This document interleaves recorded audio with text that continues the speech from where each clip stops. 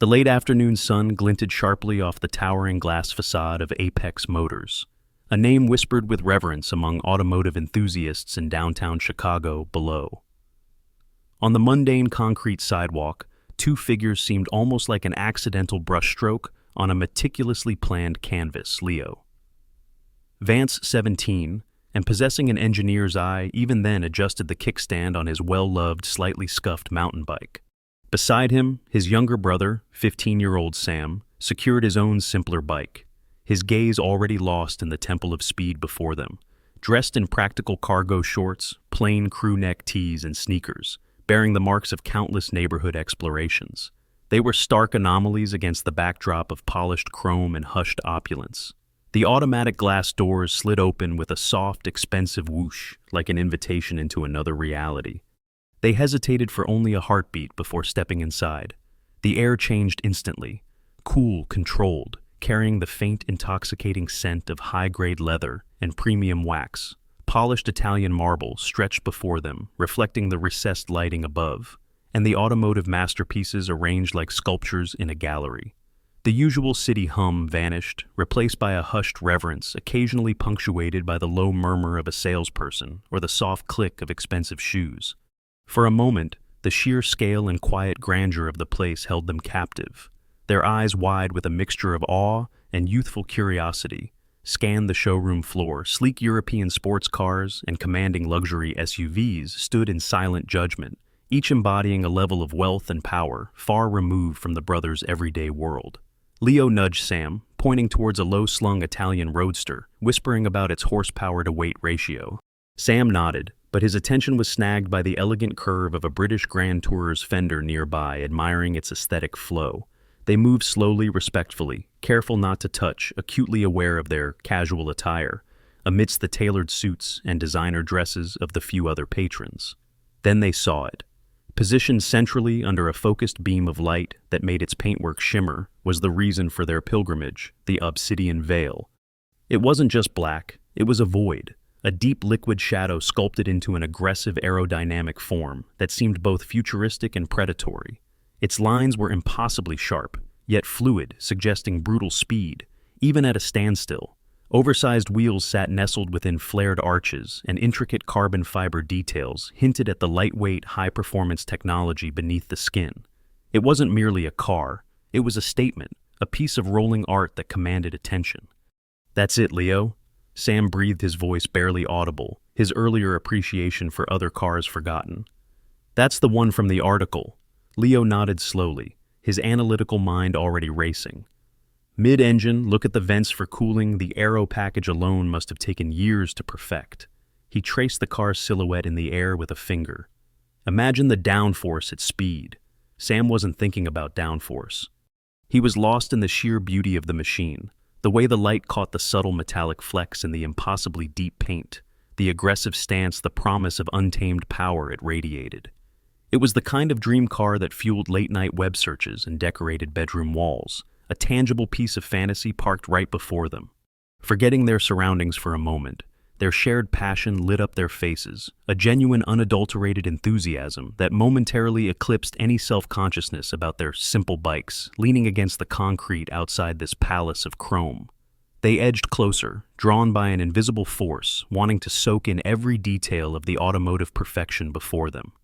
Their quiet reverence for the obsidian veil was shattered by the sharp, confident click of expensive Italian loafers approaching on the marble floor. Both Leo and Sam looked up as Marcus Thorne materialized beside them, seemingly appearing out of the polished reflections. Thorne was the physical embodiment of Apex Motors, tall, impeccably dressed in a tailored European suit that likely cost more than their bikes, combined crisp white shirt, silk tie knotted perfectly, and hair styled with effortless precision. A faint, expensive cologne trailed him. He offered a smile that didn't reach his cool, appraising eyes, which flickered over the boy's casual attire, the cargo shorts, the slightly worn sneakers, the plain t-shirts, with an almost microscopic assessment that lasted only a second but conveyed volumes. "Can I help you, gentlemen?" Thorne asked, the word gentleman, laced with a subtle irony that pricked at Leo's awareness. His tone was smooth, practiced, the kind used to manage unwanted interruptions rather than offer genuine assistance. Leo, ever the pragmatist, straightened up slightly. "We were just admiring the obsidian veil," he said politely, gesturing towards the hypercar. "Incredible piece of engineering." Thorne's smile tightened almost imperceptibly. He took a step closer, subtly positioning himself between the boys and the car, a human velvet rope. "Ah, yes. She certainly draws attention." He conceded, his gaze sweeping over them again, lingering this time. "Quite an aspirational vehicle." The emphasis was slight but unmistakable. "Are you looking to purchase today?" Sam shuffled his feet, suddenly acutely aware of the scuff mark on his left sneaker. Leo felt a flush creep up his neck, but kept his voice even. "No, not today. We were just really interested in the design, maybe grab a brochure if possible. We read an article about its development." Thorne chuckled, a dry, dismissive sound that echoed slightly in the cavernous space. He glanced around, catching the eye of another salesman across the floor, who offered a barely concealed smirk. A well-dressed couple browsing a nearby convertible paused, their curiosity piqued by the interaction. The spotlight, once on the car, now felt uncomfortably fixed on the two teenagers. "A brochure," Thorne repeated, feigning thoughtful consideration. He leaned in slightly, lowering his voice conspiratorially, yet somehow loud enough for those nearby to overhear. "Look, let me save you some time. You seem like nice kids, but perhaps you wandered into the wrong place." He gestured vaguely around the opulent showroom. "This isn't exactly a public library for cars." He straightened up, his professional mask firmly back in place, but his voice retained its edge of condescension. "This particular model," he declared, his voice rising to a clear carrying pitch as he addressed not just the boys, but anyone within earshot. "The obsidian veil starts at just over $900,000. Before options, of course." He let the number hang in the air, heavy and significant. A soft titter came from the direction of the couple. The other salesman across the floor shook his head slowly, a patronizing smile playing on his lips. Humiliation washed over Sam in a hot wave. He felt his face burn and dropped his gaze to the intricate pattern of the marble floor, wishing it would swallow him whole. The initial awe and excitement he'd felt moments before curdled into a bitter knot in his stomach. Leo clenched his jaw, fighting the urge to react defensively. He forced himself to meet Thorne's smug gaze. "We understand the price," he said, his voice tight but controlled. "We were specifically interested in the materials used in the chassis construction. Is it a full carbon monocoque or—" "I really don't think those details would be relevant for you right now." Thorne cut him off smoothly, waving a dismissive hand. "Apex Motors caters to a very specific clientele." The unspoken implication hung heavy in the air, and you are not it. He turned slightly, already angling away his body language, signaling the end of the conversation, the end of their welcome. "Perhaps try the auto show when it comes to town, much more accessible." The finality of the dismissal was absolute. There was nothing left to say. The air crackled with unspoken judgment. Leo felt a surge of anger quickly suppressed by a deeper sense of shame and impotence. He put a hand lightly on Sam's shoulder. "Come on, Sam, let's go." And they turned, shoulders slumped, the weight of Thorne's disdain heavy upon them. They walked slowly towards the glass doors that had welcomed them only minutes before, acutely aware of the lingering glances and the palpable sense of their otherness. The expensive whoosh as the doors slid open again felt different this time. Not an invitation, but an expulsion. They stepped back out onto the concrete sidewalk, the sounds and smells of the normal Chicago street rushing back, leaving the rarefied, hostile air of Apex Motors behind them like a bad taste in their mouths.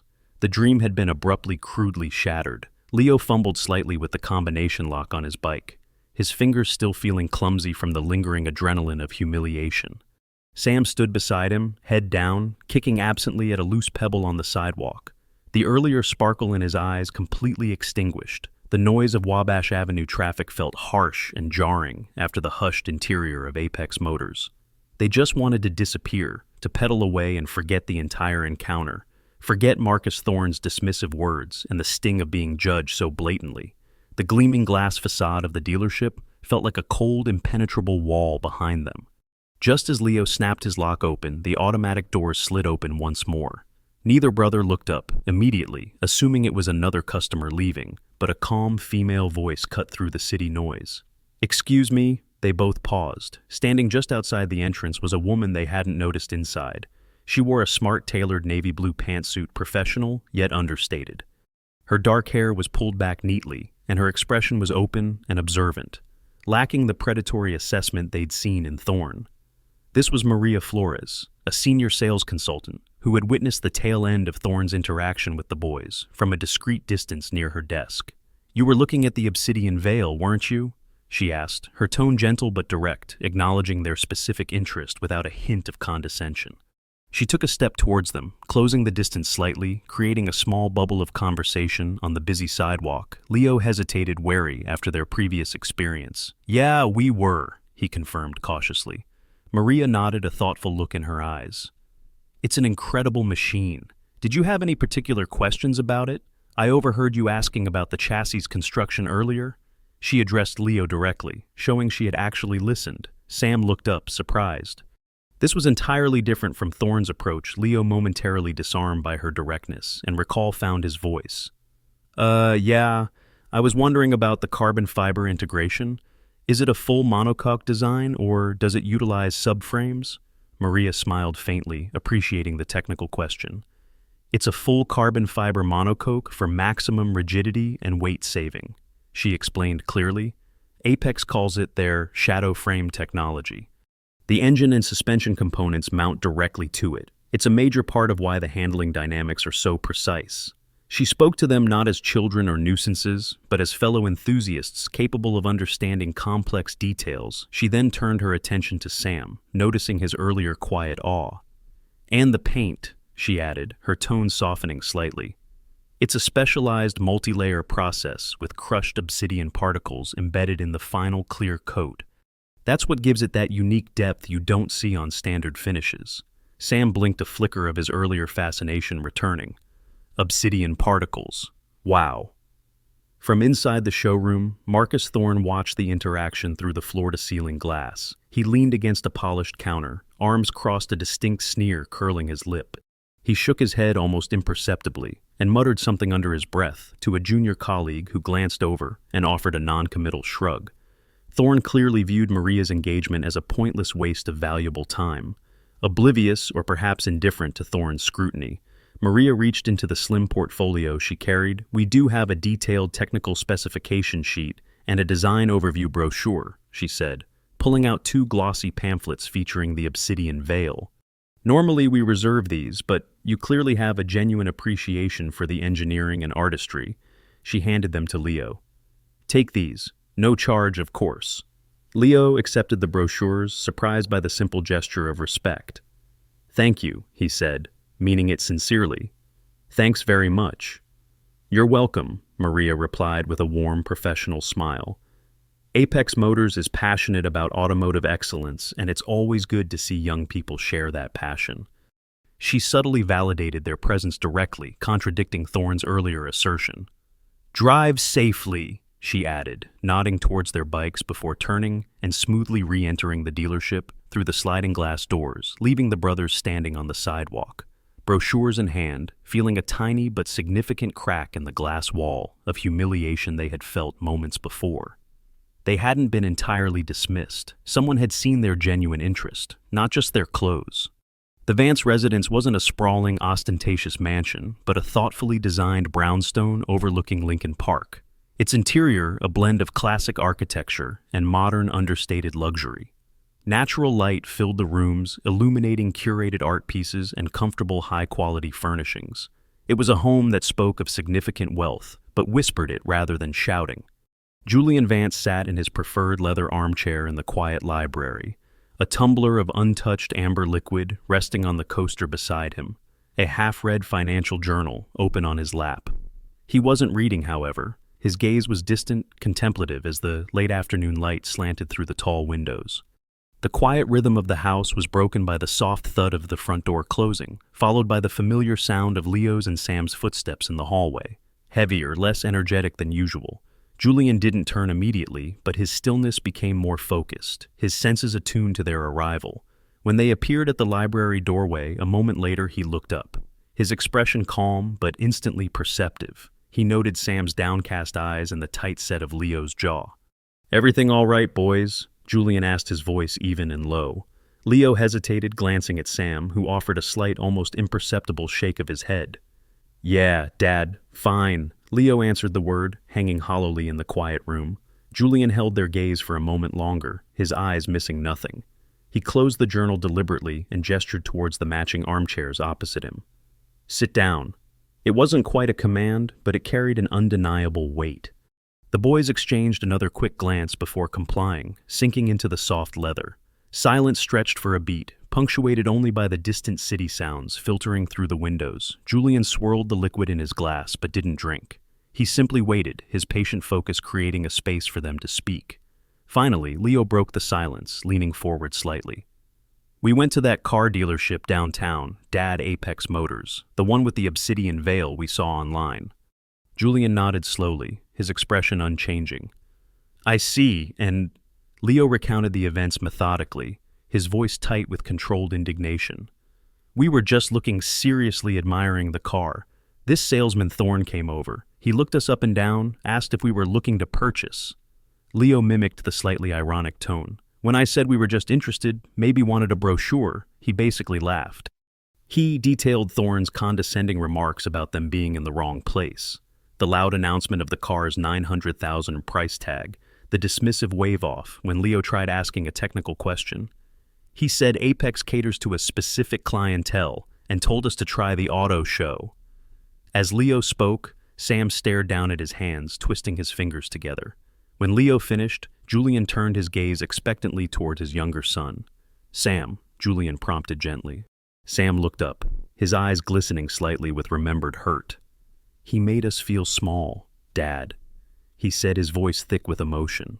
"Like we were dirt on his expensive shoes. People were watching, smirking. This couple, they laughed when he said the price." He swallowed hard. "Why? Just because of our clothes? We weren't doing anything wrong. We just liked the car." The simple, bewildered pain in his voice was more potent than Leo's controlled anger. Julian absorbed both accounts without interruption. His face a mask of calm attentiveness, he leaned back slightly, steepling his fingers, his eyes, sharp and intelligent, moved from Leo to Sam and back again. There was no flash of anger, no furrow of disapproval, just intense, focused listening. "This salesman Thorne," Julian said finally, his voice still quiet but carrying an edge of precision. He used those specific words. Wrong place, specific clientele. Leo nodded firmly. "Yes, sir." And others laughed. "Yes," Sam whispered. "Did anyone else speak to you?" Julian inquired. "Yeah, actually," Leo spoke up, remembering. "Just as we were leaving, a woman came out, Maria Flores, I think her name badge said. She was nice. She answered my question about the chassis and gave us these." He indicated the brochures they had placed on the small table between the chairs. "She even knew about the obsidian particles in the paint." Julian's gaze sharpened slightly at this detail. "Did she seem aware of how Thorne had treated you?" Leo considered. "I think so. She didn't say anything about him, but she was really professional, respectful. The opposite of him."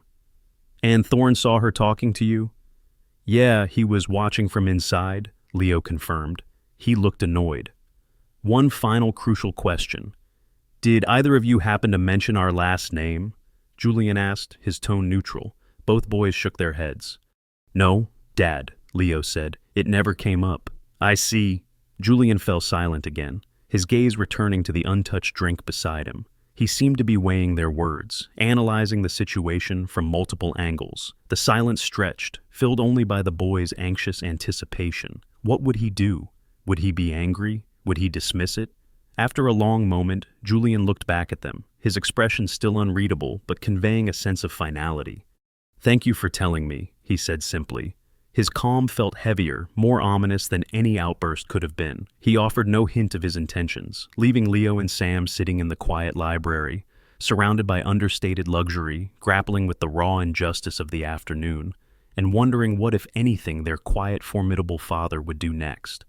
The soft click of the library door closing echoed in the stillness as Leo and Sam retreated upstairs, leaving Julian Vance alone with his thoughts and the deepening afternoon shadows. He remained seated in the leather armchair, the untouched tumbler of amber liquid beside him, catching the fading light.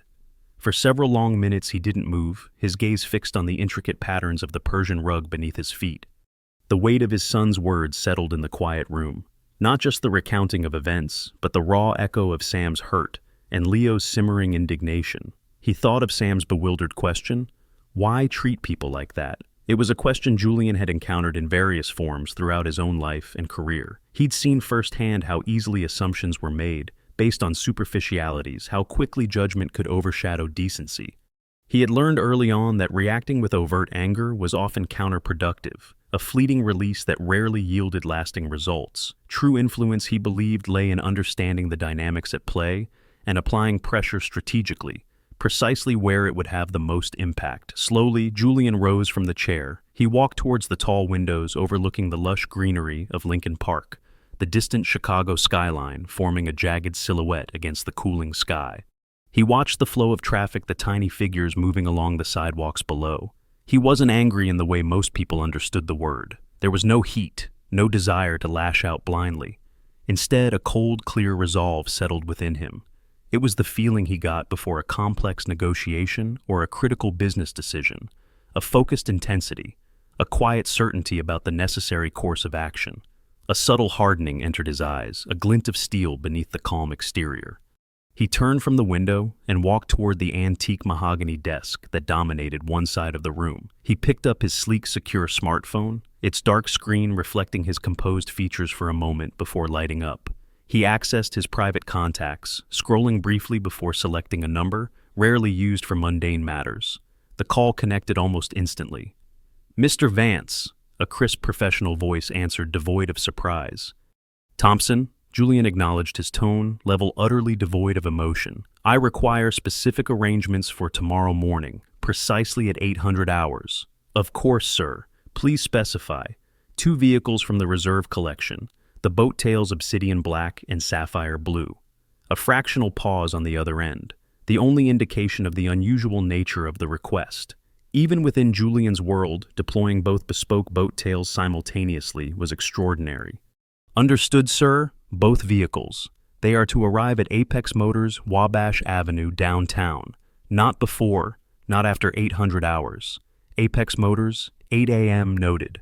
The drivers are to park directly in front of the main entrance." Julian continued his instructions precise.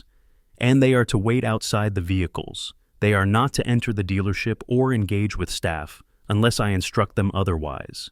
Is that perfectly clear? Perfectly clear, Mr. Vance?" Obsidian black and sapphire blue boat tails, Apex Motors, 8 a.m. sharp drivers wait outside. The voice on the other end was efficient, unquestioning. Compliance was absolute. "Excellent. That will be all, Thompson." Julian ended the call without further pleasantries. He might have made 1 or 2 additional brief calls, confirming logistics or ensuring absolute discretion, each conversation equally concise and authoritative. Once the arrangements were finalized, he placed the phone back on the desk.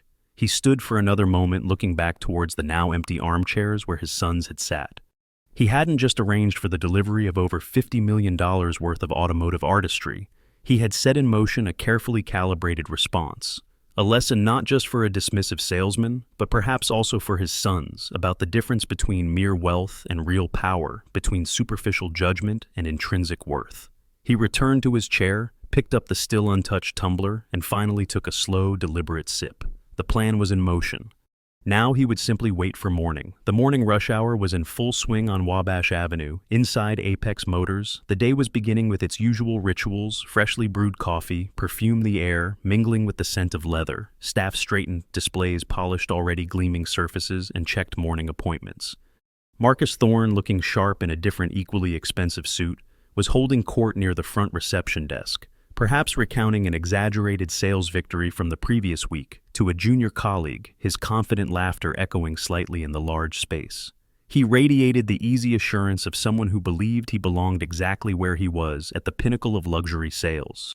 Precisely as the digital clock on the wall ticked over to 8:00 a.m., a subtle shift occurred, outside noticeable first as a ripple of stillness among the pedestrians on the sidewalk. Then heads began to turn. 2 vehicles moving with an almost preternatural grace detached themselves from the flow of city traffic. They didn't drive. They glided, their progress impossibly smooth, utterly silent. The morning sun struck their flawless surfaces, one a deep light-absorbing obsidian black, the other a stunning sapphire blue that seemed to capture and refract the sky itself. They were impossibly long, low and elegant, their unique yacht-inspired silhouettes, unlike anything else on the road. They were Rolls-Royce boat tails inside Apex Motors. The conversation near the reception desk faltered.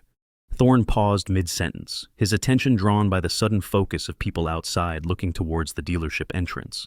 He followed their gaze initially with mild curiosity, his eyes widened slightly. He recognized the iconic grille, the Spirit of Ecstasy emblem, but the shape, it was extraordinary. A boat tail here. It was one of the rarest, most exclusive automobiles on the planet. Then the second one came into view, moving in perfect tandem with the first. Two of them, Thorne's professional alertness snapped into high gear, mingled with disbelief. This wasn't just a wealthy client. This was something else entirely. Whispers erupted throughout the showroom. Pens stopped hovering over paperwork. Mechanics peering out from the service bay doors froze. Even the normally unflappable receptionist looked momentarily stunned. "Are those?" someone breathed nearby. "Boat tails?" "Both of them," another voice whispered, incredulous. Phones began appearing as staff, and even a couple of early bird customers moved instinctively towards the massive glass windows, drawn like moths to an incomprehensible flame. The usual morning bustle dissolved into a state of suspended animation, all attention fixed on the two automotive apparitions pulling up outside. The sheer audacity of it, two bespoke vehicles representing a value north of $50 million arriving unannounced simultaneously. Who were these people? The cars came to a synchronized perfect halt, directly in front of the main entrance, parallel to the curb. Their positioning precise, deliberate. The silence that followed their arrival felt amplified, a pocket of stunned quiet amidst the urban noise. Then, with coordinated precision, a driver emerged from each vehicle.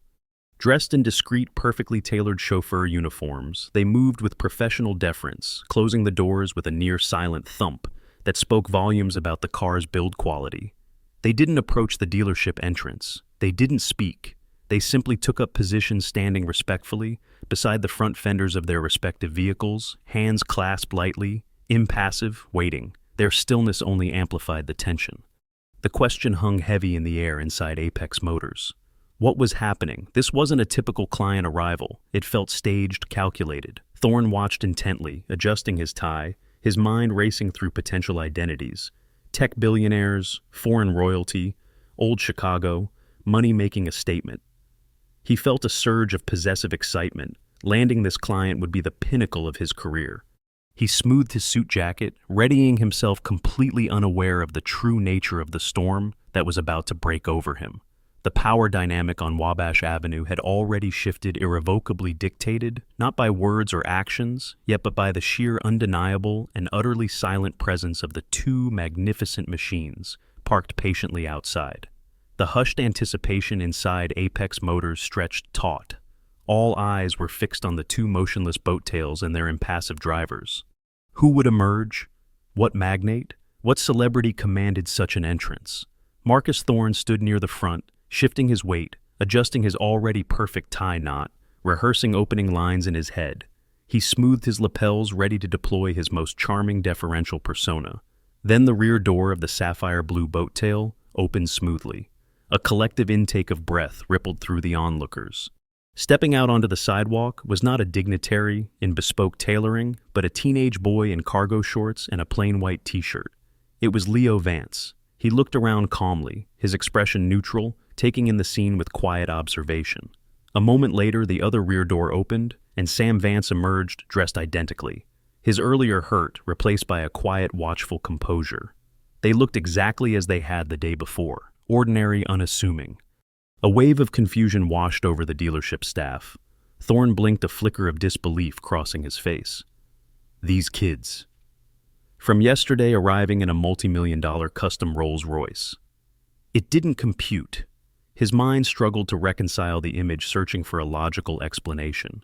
Were they relatives of the owner, joyriders? It made no sense. Before the confusion could fully crystallize, the rear door of the obsidian black boat tail swung open. Stepping out was Julian Vance. He was the picture of quiet authority, dressed in a sharply tailored dark charcoal suit that fit flawlessly. His shoes gleamed, his posture was erect, and his expression was entirely unreadable. Calm, yet commanding. He didn't hurry.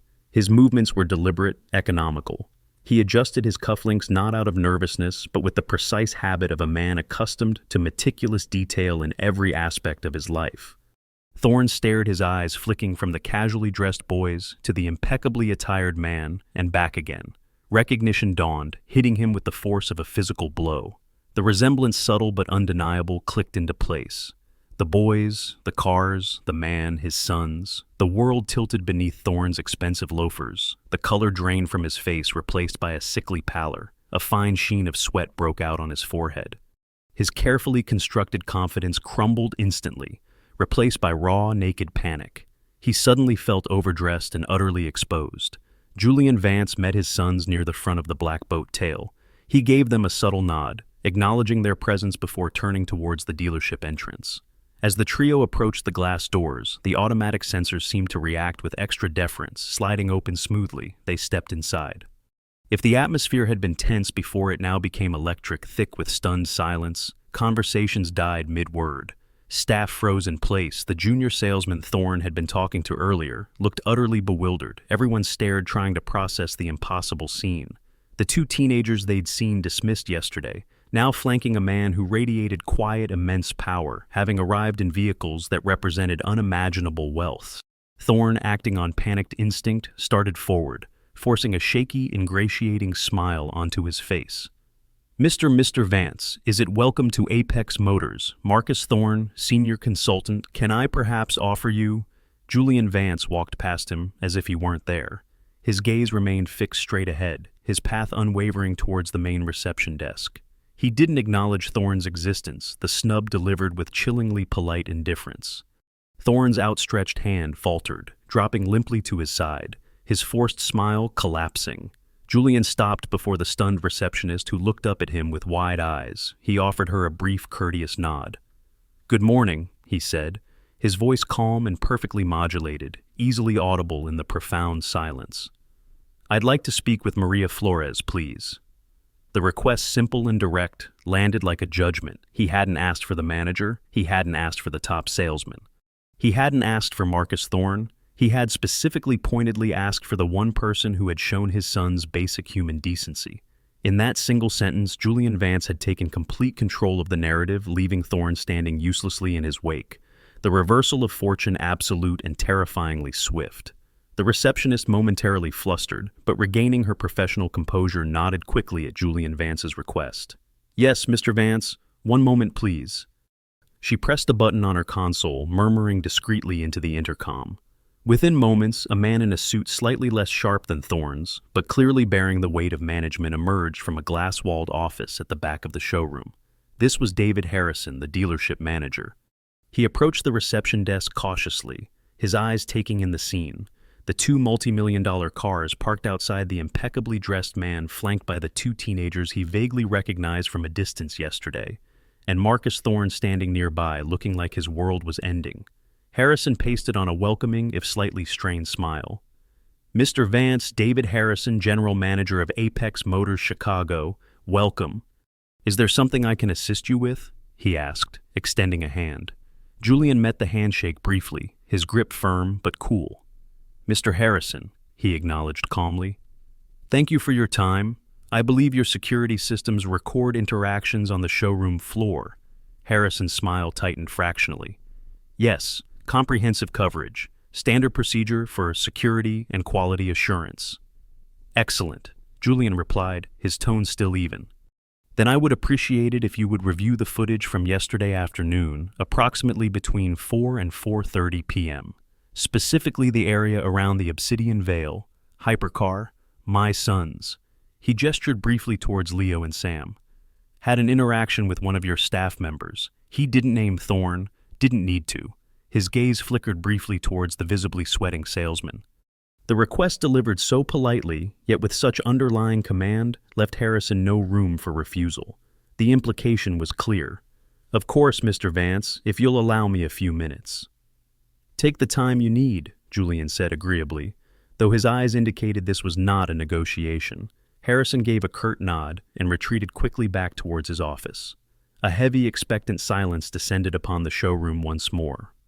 Thorne shifted his weight, avoiding eye contact with everyone, his face slick with perspiration. Leo and Sam stood quietly beside their father, observing the unfolding drama with a mixture of apprehension and vindication.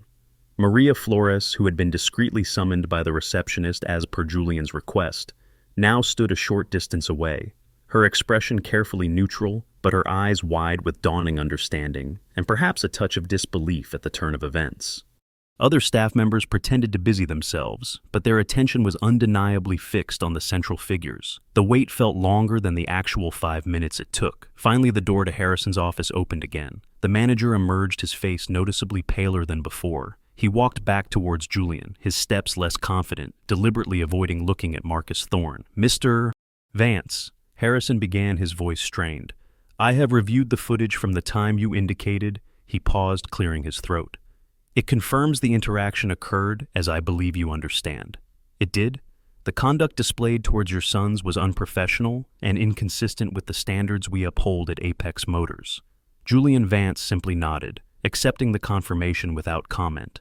He then turned his calm, unwavering gaze directly onto Marcus Thorne, who flinched as if physically struck. "Mr. Thorne," Julian began, his voice quiet, but carrying immense weight in the silent room. "Yesterday you judged my sons, not based on their character, their interest, or their potential, but solely on the clothes they wore and the bicycles they arrived on." Thorne opened his mouth as if to speak, perhaps to offer an excuse or a desperate apology, but no sound came out. Julian continued, his words precise, cutting. "You presume to know their worth, or lack thereof, from a glance. You used your position not to assist, but to belittle and dismiss. You implied they didn't belong here." He paused, letting the words hang. "It seems to me," he concluded, his voice dropping almost to a whisper, yet resonating profoundly, "that people who only see the surface rarely belong beneath it." The implication was devastatingly clear. Before Thorne could even attempt a response, Harrison stepped forward, his face grim. "Marcus," he said, his voice firm, devoid of any previous camaraderie. "Effective immediately, your employment with Apex Motors is terminated. Please collect your personal belongings from your desk. Security will escort you." The finality was absolute. Thorne stared blankly, shock rendering him momentarily immobile. The arrogance, the confidence, the sneering superiority, all stripped away, leaving behind a stunned, broken man facing the ruin of his career. There was no argument, no plea. He simply gave a jerky nod, turned numbly, and walked towards his desk, like an automaton. The eyes of the entire showroom following his slow, defeated steps, Maria watched him go. Her expression a complex mix of shock at the swiftness of the fallout and perhaps a quiet affirmation of her own earlier instincts. The justice, when it came, had been quiet, swift, and utterly shattering. As Marcus Thorne began his slow, ignominious retreat towards his now former desk, the heavy atmosphere in the Apex Motors showroom shifted subtly. The tension of confrontation eased, replaced by a lingering sense of awe and the dawning realization of what had just transpired. Security personnel discreetly moved to flank Thorne's path, their presence a quiet underscoring of the finality of the decision. Julian Vance, however, wasted no time dwelling on the fallen salesman. He turned his attention calm and deliberate towards Maria Flores, who still stood nearby, observing the scene with wide, processing eyes. He approached her, offering a slight, respectful inclination of his head. "Ms. Flores," he began, his voice regaining its quiet warmth, devoid of the steely edge it held moments before. "My sons informed me that yesterday, amidst a rather unwelcoming reception, you treated them with professionalism and courtesy." Maria met his gaze, her composure remarkable despite the extraordinary circumstances. "Mr. Vance, I was simply doing my job. Your sons showed a genuine interest and asked intelligent questions. It was my pleasure to assist them." Her response was modest, professional, highlighting her inherent integrity. Julian smiled faintly, a genuine expression this time. Integrity. Ms. Flores is not merely doing one's job. It is a choice, especially when it might seem easier or more advantageous to do otherwise. He glanced briefly in the direction Thorne was shuffling away. "You showed them respect when others offered only judgment. You saw their genuine passion, not just their appearance. That speaks volumes about your character." He then turned slightly, gesturing towards the magnificent Obsidian Veil hypercar, still holding center stage in the showroom. "My sons were quite taken with this particular vehicle," he stated simply, Leo and Sam looked at their father, then at the car, a dawning sense of disbelief on their faces. Was he? Julian turned back to Maria, his expression perfectly serious. I'd like to purchase it. The quiet statement landed with the force of a thunderclap in the now silent showroom. David Harrison, the manager who had been hovering nearby, looking profoundly stressed, blinked rapidly. Maria's eyes widened, her professional mask momentarily slipping to reveal sheer astonishment. Mr. Vance, the Obsidian Veil, she stammered slightly, recovering quickly. Of course, it's available, fully loaded as displayed. Excellent, Julian said smoothly. Include every available option they mentioned yesterday. Anything related to performance or bespoke interiors appointments? He paused, then added with deliberate emphasis, and please ensure the full sales commission for this transaction is allocated directly and entirely to Ms. Flores. This second bombshell caused another wave of stunned silence. Commissions on vehicles of this price point were astronomical, life-altering sums. To direct the entire amount bypassing usual dealership structures, specifically to the one employee who had acted with decency, was an unprecedented gesture. Harrison looked momentarily flabbergasted, but quickly schooled his features, clearly recognizing this was not a point for discussion. Maria felt a dizzying wave wash over her, a mixture of shocked disbelief and overwhelming gratitude. She managed a small, almost imperceptible nod, her throat too tight for words, while Harrison quickly moved to facilitate the expedited paperwork, summoning assistants who moved with newfound urgency and deference. Julian Vance turned to his sons. The hypercar, the object of their initial fascination and subsequent humiliation, now stood before them under entirely different circumstances. Leo, Sam, he said, his voice quiet but firm, meant for them alone amidst the quiet bustle of the sale being processed. Remember this day, remember how you were treated based on assumptions, remember how Ms. Flores acted based on principle. He paused, letting the weight of the lesson settle. True worth isn't determined by the clothes you wear or the vehicle you arrive in. It's about character, integrity, and how you treat others regardless of their perceived status. He reached into his pocket as a dealership assistant presented the final papers on a sleek tablet. Julian signed quickly, decisively. Moments later, another assistant presented a small, elegant box. Julian accepted it and turned back to his sons. Inside rested the uniquely designed key fob for the Obsidian Veil. He held the box out not to one, but spanning the space between them. Consider this a reminder, he said, his eyes meeting theirs with quiet intensity. And perhaps an early birthday present shared. Leo and Sam looked at each other, then at the key, then back at their father. A complex mix of emotions washed over them, vindication, awe, and a dawning understanding of the powerful, quiet lesson their father had just orchestrated. With hesitant reverence, Leo reached out and took the key box. It felt impossibly heavy in his hand, laden not just with the promise of horsepower, but with the weight of the experience, the value of respect earned, not demanded. Maria watched them, a profound sense of unreality settling over her, as the paperwork confirming her staggering commission was discreetly placed in her hand by a deferential Harrison. The transaction was complete, but the echoes of the morning's events were just beginning. The purr of the Obsidian Veil's engine starting was a low, guttural rumble that vibrated subtly through the marble floor of the Apex Motors showroom. It was a sound of restrained power, far more menacing and impressive than any loud roar could have been. Outside, the two Rolls-Royce boat tails had already departed as silently as they had arrived, their mission accomplished, leaving the newly acquired hypercar as the sole focus. Julian Vance nodded towards the driver's seat. Leo, you have your license. It wasn't a question. Leo looked momentarily taken aback. Then a slow grin spread across his face. He slid behind the wheel, his hands gripping the sculpted steering wheel with a mixture of reverence and excitement. Sam got into the passenger seat, his eyes wide as he took in the bespoke cockpit. Julian settled into the space behind them, his presence calm and grounding, with a final courteous nod towards Maria Flores and a pointedly neutral one towards the manager David Harrison. Leo carefully navigated the Obsidian Veil out of the showroom, the impossibly low car easing over the threshold and onto Wabash Avenue.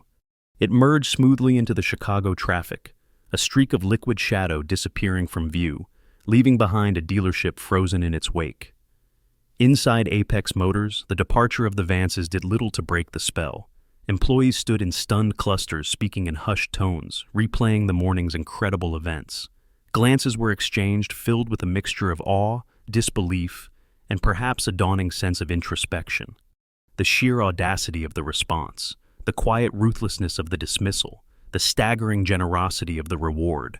It was the stuff of dealership legend unfolding right before their eyes. David Harrison approached Maria Flores, who was still holding the commission confirmation paperwork as if it might dissolve.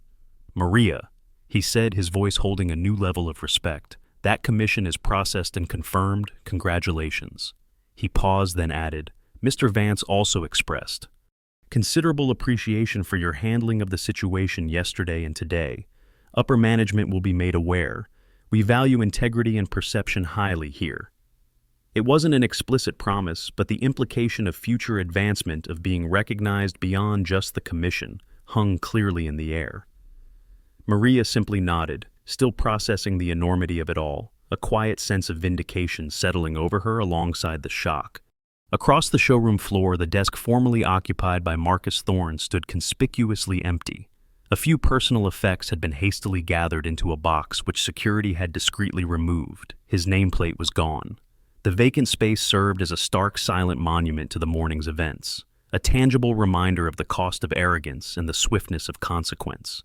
It was an image that would linger in the minds of everyone present long after the day ended. The atmosphere in Apex Motors had fundamentally shifted. A lesson in humility and the true nature of value had been delivered in the most dramatic fashion imaginable.